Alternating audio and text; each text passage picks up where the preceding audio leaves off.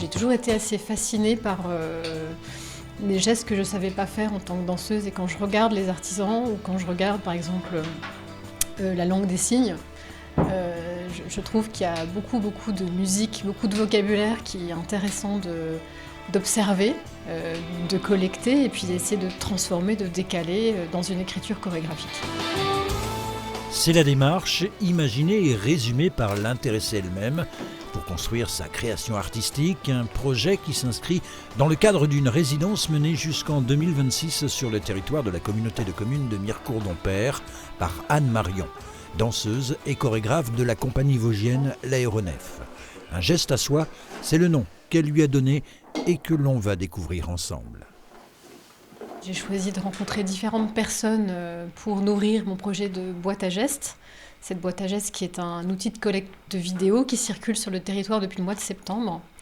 Et la vannerie, c'est un des artisanats d'art forts du territoire. Donc je me suis tournée vers Florian assez vite parmi le choix que j'ai dû faire sur la quinzaine de personnes à peu près que je vais rencontrer. J'étais ouvert à ça déjà, pour essayer un peu de mettre une partie et puis de comprendre un peu cette partie artistique aussi. Alors nous, en étant vannier, on est artisan d'art, mais on n'est pas non plus artiste. Donc voilà, c'était pouvoir élargir un petit peu la vision sur le monde. Et puis ça permet d'entrer aussi voilà, chez les artisans d'art notamment, et puis même les personnes, parce que c'est des gestes justement à soi, des fois qu'on n'a pas l'habitude de partager, mais là voilà, du coup c'est une belle ouverture. Si on se force pas un peu là, en étant artisan d'art et qu'on reste au fond de son atelier, on devient vite un ours des cavernes ou un ours des ateliers.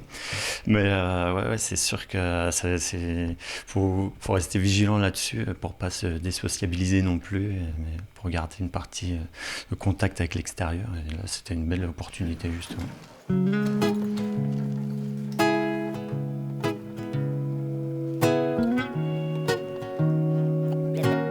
Je viens avec ma caméra et je lui demande de me donner ses gestes pour les filmer. Et on passe une première partie vraiment dans l'atelier avec les objets. Et ensuite, on passe à un deuxième temps qui est vraiment là, ce que je vais aller chercher dans mon travail ensuite, le travail du geste à blanc. Le geste à blanc, c'est un principe tout simple, c'est-à-dire qu'on fait la même chose mais sans la matière, sans les objets. Et ça redessine toutes les lignes, toute l'architecture du mouvement. Oh yeah, I know. Moi, c'était vraiment une découverte. J'avais pas du tout l'habitude. Je travaillais toujours avec quelque chose dans les mains, et là, le fait de mimer, enfin, de travailler avec rien dans les mains, c'était même un peu déstabilisant des fois. Mais voilà, c'est une belle expérience.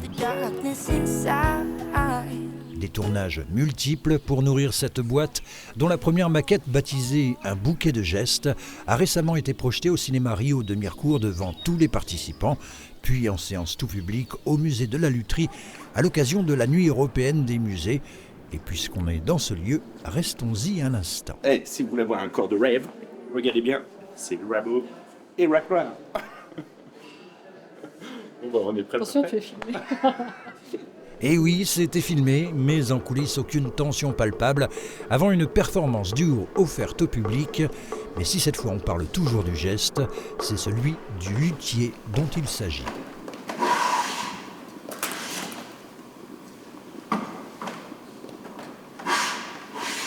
On a proposé une première maquette, c'est-à-dire c'est comme un crayonné, une ébauche d'un travail, où je suis allée rencontrer un luthier et à partir de cette rencontre, on a essayé de proposer comme ça une vision à ciel ouvert de ce que peut être le travail d'un luthier et comment, en tant que chorégraphe et danseuse, je vais aller capter, collecter ce qu'il fait pour le styliser, le donner à voir.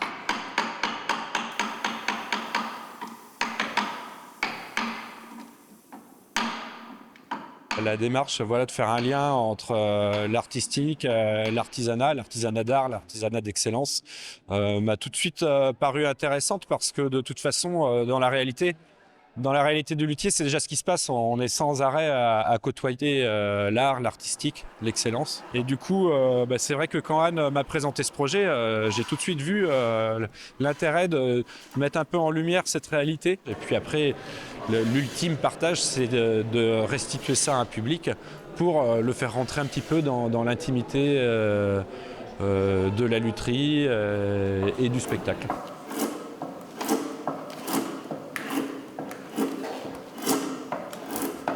fait le choix de travailler dans le silence pour qu'émerge justement, qu'on entende ce son des outils sur le bois, qui sont vraiment déjà une première musique. Et ça amène une rythmique de laquelle je m'empare physiquement pour la donner encore mieux à voir. Mais vraiment, oui, il y avait cette attention d'être dans le silence. C'est le silence aussi de l'écoute entre lui et moi. C'est aussi l'intimité de l'atelier et c'est l'intimité du temps de recherche. On est comme ça, vraiment très concentré, très à l'écoute de ce qui se passe. Donc pas de musique.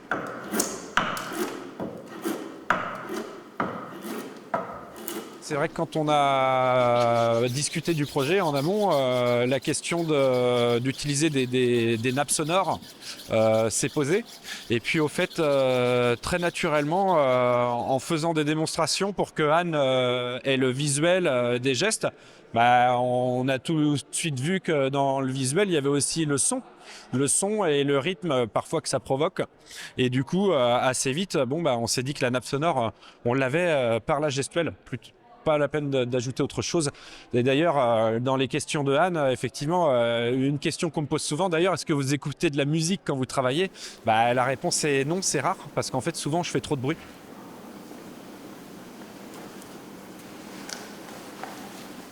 Ce que j'aimais, c'est surtout la fin, quand ils sont tous les deux en train de danser après le tablier, avec les gestes identiques. C'est là que c'est super. Voilà. Aucune musique, si ce n'est celle des... Moi, je me demande si, à la fin, quand ils dansent tous les deux, il y aura une petite musique de fond.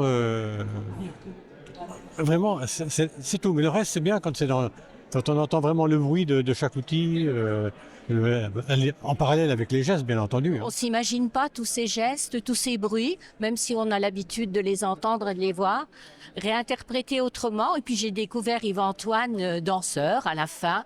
Et c'est vrai qu'à la fin, on ne sait plus qui est qui. On ne sait plus qui est le danseur, qui est le luthier, le tablier.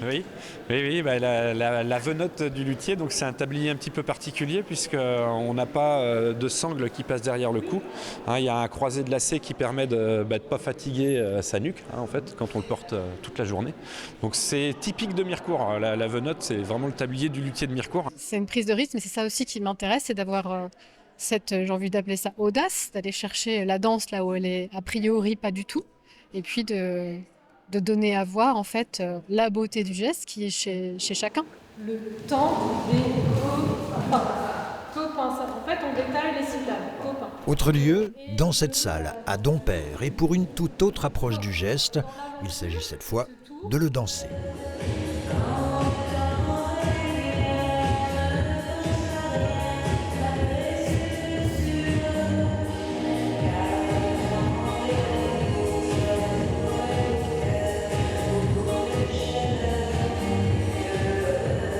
Danser le geste, c'est vraiment une vraie problématique qu'on essaie d'explorer physiquement à travers différents protocoles de travail.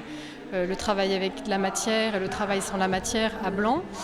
Travail avec aussi le texte, travail avec des partenaires. Voilà, on va vraiment chercher à explorer cette question, à essayer de trouver les limites entre le geste et le mouvement.